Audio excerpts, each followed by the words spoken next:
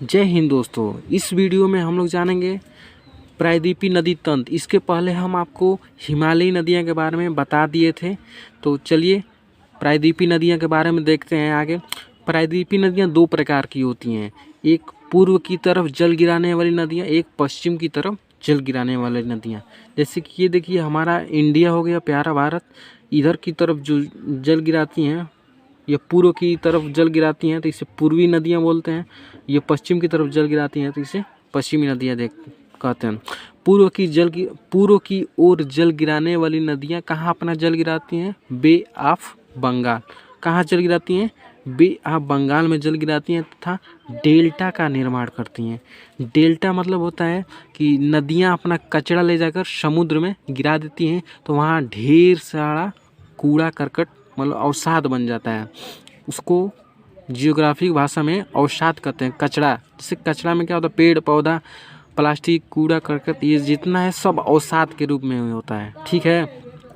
इसे ही हम क्या कहते हैं? डेल्टा कहते हैं। और पश्चिम की तरफ जल गिराने वाली नदियाँ कहाँ अपना जल गिराती हैं? अरब सागर में अपना जल गिराती हैं। और जल गिराते समय कहाँ वो ज्वारनद मुख का निर्माण करती हैं। ये ज्वारनद मुख का निर्माण करती है मतलब क्या? ज्वारनद मुख का मतलब होता है जैसे कि वो नदी डायरेक्ट समुद्र में अपना जल नहीं गिराती हैं, वो पहले एक स्थान पर मिलती हैं तथा एक रास्ते से, वो पतले रास्ते से अपना जल लेकर समुद्र में गिराती हैं, तो उस पतले रास्ते को ही ज्वारनद मुख कहते हैं। चलिए तो पूर्व की तरफ एक एक करके नदियाँ जानते हैं। पूर्व की तरफ बहने वाली नदियाँ, पहले पूर्व की तरफ बहने वाली नदियाँ को देख लेते हैं।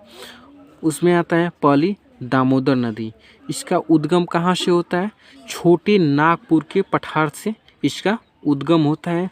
यह भ्रंश घाटी से प्रवाहित, भ्रंश घाटी मतलब होता है कि जैसे चट्टानों को काट कर पतले चट्टानों को पतला रास्ता से बहती है और बहुत गहरा होता है, बहुत खतरनाक होता है यह उससे होकर बहती है, इसे हम कहते हैं भ्रंश घाटी।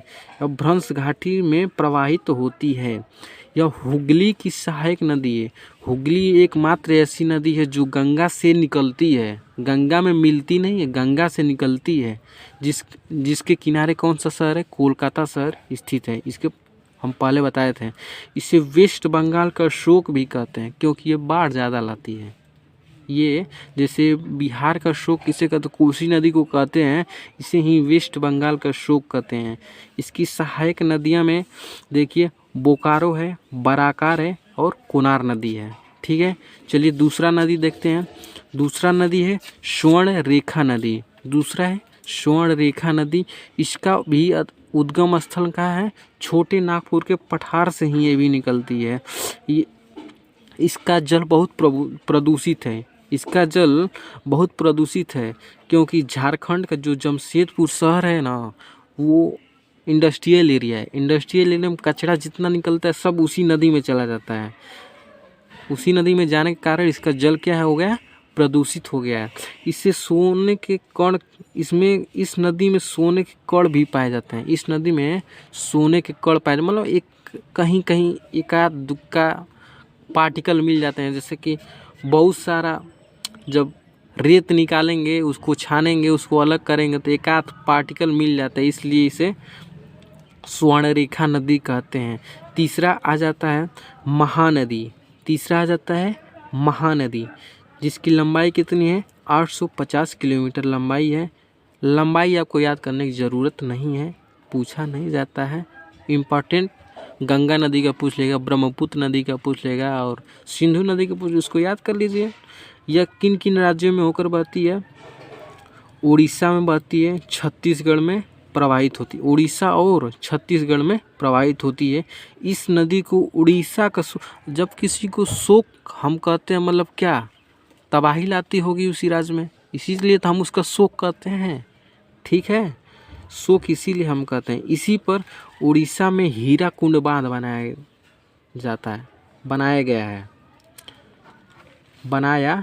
गया है। इसी नदी पर ना उड़ीसा में हीराकुंड बांध बनाया गया। ये पूछ लेता है, इंपॉर्टेंट है ये हीराकुंड बांध। हीराकुंड बांध किस नदी पर है? महानदी पर है। कहाँ पर है? उड़ीसा में स्थित है। इसका उद्गम कहाँ पर होता है? सिंधवा पहाड़ी रामपुर। ये कहाँ पर है? छत्तीसगढ़ में है। सिंधवा पहाड़ी रामपुर कहाँ पर है? छत्तीसगढ़ में है। चलिए आगे देखते हैं। अगला है गोदावरी नदी। गोदावरी नदी, इसका उद्गम स्थल कहाँ पर है? त्रियंबक। इसका उद्गम स्थल कहाँ पर है? त्रियंबक कहाँ पर है? महाराष्ट्र में है। यह महाराष्ट्र, तेलंगाना, आंध्र प्रदेश में बहती है। ये कहाँ कहाँ बहती है? महाराष्ट्र राज्य में बहती है, तेलंगाना में और आंध्र प्रदेश में बहती है। यह दक्षिण भारत की सबसे लंबी तथा सबसे बड़ी नदी है। अच्छा, ये आप लोग जानते हैं कि बड़ी नदी किसे कहते हैं, लंबी नदी किसे कहते हैं? लंबी नदी का मतलब जो जिसकी लंबाई सबसे ज़्यादा हो उसे लंबी नदी कहते हैं। और बड़ी नदी का मतलब कि जिसकी चौड़ाई ज़्यादा हो उसको हम बड़ी नदी कहते हैं। इसका उपनाम देख लेते हैं। उपनाम का मतलब वो होता है जो दूसरे नाम से भी जाना जाता है, इसलिए उसको उपनाम कहते हैं। इसको दक्षिण की गंगा या वृद्ध गंगा भी कहते हैं। दक्षिण की गंगा या वृद्ध गंगा भी कहते हैं। इसकी सहायक नदी है पेनगंगा, वेनगंगा, वर्धा, इंद्रावती, मंजीरा, प्रवरा, प्राणहिता, सरवरी।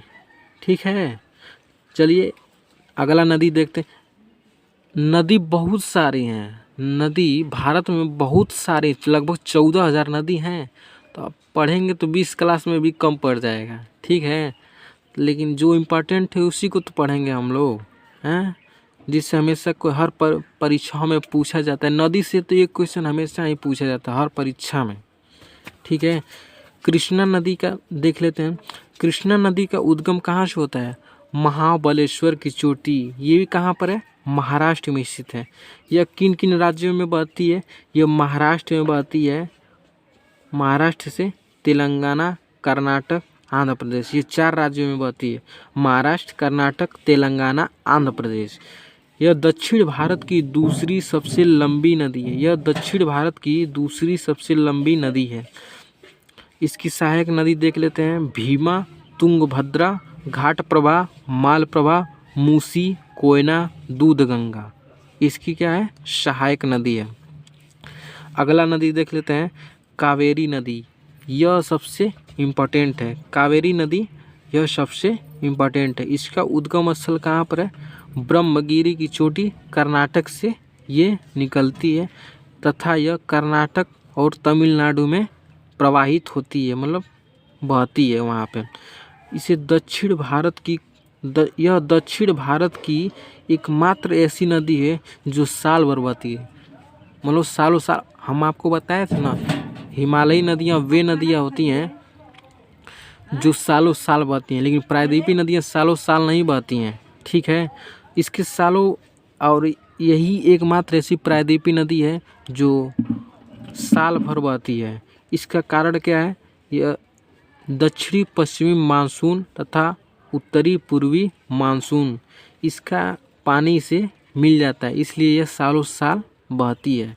धार्मिक मान्यता के आधार पर दक्षिण की गंगा, देखिए दक्षिण की गंगा पूछेगा तो गोदावरी, दक्षिण की गंगा गोदावरी।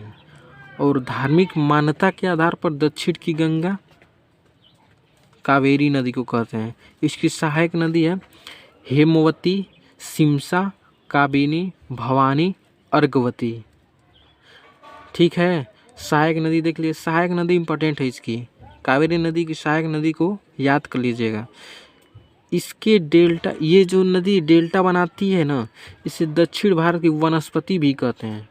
वनस्पति भी क्योंकि ये जो नदी डेल्टा बनाती है वहाँ पे बहुत सारे वनस्पति उगते हैं। तो चलिए दोस्तों, एक और वीडियो आ गया जिसमें हम लोग पश्चिम की ओर गिराने वाली नदी के बारे में जान लेंगे। तो हम आपको बता देंगे। यदि वीडियो आपको पसंद है तो वीडियो को लाइक कर दें तथा नए हैं तो इस चैनल को सब्सक्राइब कर दें, ऐसे ही आगे वीडियो देखने के लिए कॉन्सेप्ट के आधार पर। जय हिंद दोस्तों।